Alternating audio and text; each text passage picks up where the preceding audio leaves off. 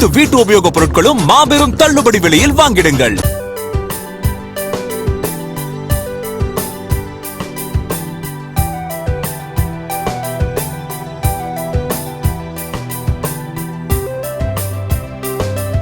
சேயான் படப்பிடிப்புக்காக மதுரை சென்றுள்ள நடிகர் சிவகார்த்திகேயன் கிராமத்தில் உள்ள மாணவர்கள் மற்றும் விவசாயிகளுடன் சேர்ந்து சுதந்திர தினத்தை கொண்டாடினார்.